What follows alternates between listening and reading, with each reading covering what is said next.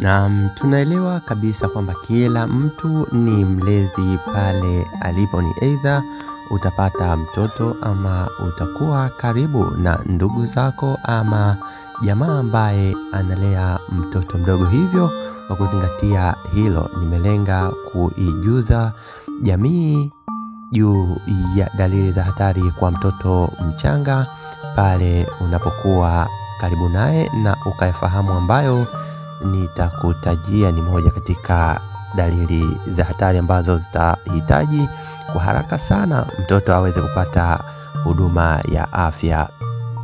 Dalili za hatari kwa mtoto mchanga ama neonate ni ishara zinazoweza kuonyesha kwamba afya ya mtoto huyo iko hatarini na anahitaji huduma ya haraka ya kitabibu.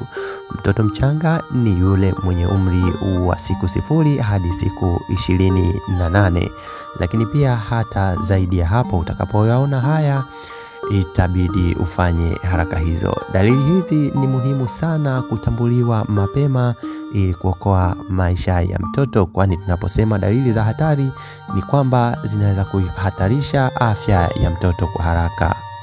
Hizi ni dalili hizo 10 ambazo nitakujuza. Cha kwanza tu kabla yote ni kukumbushe kusubscribe channel yetu, gusa neno subscribe kisha weka alama ya kengele kwa ajili ya kuwa karibu zaidi na habari kama hizi. Dalili ya kwanza ya hatari ni mtoto kushindwa kunyonya vizuri. Kama mtoto anakataa kunyonya kabisa au kunyonya kwa udhaifu mkubwa, hiyo ni dalili ya hatari na utapaswa kuchukua hatua. Lakini dalili ya pili ni kuwa na joto kali ama tunasema homa, au kuwa na baridi kupita kiasi. Joto la mwili likiwa juu sana kwa vipimo vya kuanzia 37.5 kwenda juu au chini ya 35.5. Kama unayo thermometer nyumbani, kipima joto ukapima ukaona hayo, ni vyema kumpatia mtoto huduma ya haraka, kwani hiyo ni dalili ya hatari. Dalili ya tatu ni kulegea au kutokuwa na nguvu. Mtoto anaonekana mlegevu, hajisikii vizuri au hawezi kushika kidole kwa nguvu unapomshikisha kidole. Hiyo ni dalili ya hatari, chukua hatua kwa haraka.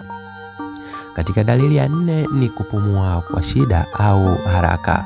Kupumua zaidi ya mara 60 kwa dakika kwa mtoto huyo wa siku 0 hadi 28. Kama utakuwa una uwezo wa kuhesabu namna mtoto anavyopumua, hiyo inaashiria kwamba mtoto anapata tabu kupata hewa. Hivyo ni vyema zaidi ukampatia huduma ya haraka. Ama pia utakapomuona anatumia nguvu sana, aidha kifua kimezama ndani ama anakuwa wa blue, hizo ni dalili za hatari sana kwa mfumo wa upumuaji. Mwaishe mtoto hospitali. Katika dalili ya 5 ni mtoto kuwa na kelele au kilio kisicho cha kawaida. Kuna ile mtoto analia, tunajua namna watoto wanavyolia, lakini pale utakapomuona amebadilisha namna ya uliaji, analia sana kwa sauti kali, hiyo ni dalili ya hatari. Kilio cha sauti ya juu sana au kulia bila sababu inayoeleweka au kutolia kabisa, hizo zote ni dalili za hatari kwa mtoto, mwaishe hospitali. Lakini pia katika dalili ya 6 ni kuwapo kwa degedege ama kushika kifafa. Mtoto kupata mshtuko au degedege hata kama ni wa muda mfupi, usipuuzie. Degedege wote tunalifahamu ni pale ambapo mtoto atakuwa anachezesha viungo na vinakakamaa na macho aidha kugeuka upande mmoja na kuwa katika hali hiyo kwa muda wa hadi dakika 1 ama dakika 2 ama zaidi. Hiyo ndiyo degedege. Mwahishe mtoto hospitali kwa haraka. Hata kama ameacha na anaonekana akiendelea vizuri, mpeleke hospitali, vipimo zaidi vikachukuliwe. Katika dalili ya 7 ni ngozi kuwa ya manjano sana mapema au kuenea mwili mzima. Manjano ama tunaita jaundice kabla ya siku ya 2 au baada ya siku ya 7, au ikiwa inazidi hadi viganjani na nyayo, hizo ni dalili za hatari, peleka mtoto hospitali. Katika dalili ya 8 ni kuonekana na dalili za maambukizi, ambazo katika dalili hizo ni pamoja na homa, kwa maana mtoto kupandisha joto, uvimbe kwenye kitovu, usaha, harufu mbaya au ngozi kuwa nyekundu kuzunguka kitovu. Hizo ni dalili za hatari za maambukizi. Wahisha mtoto hospitali, huduma zianze mapema.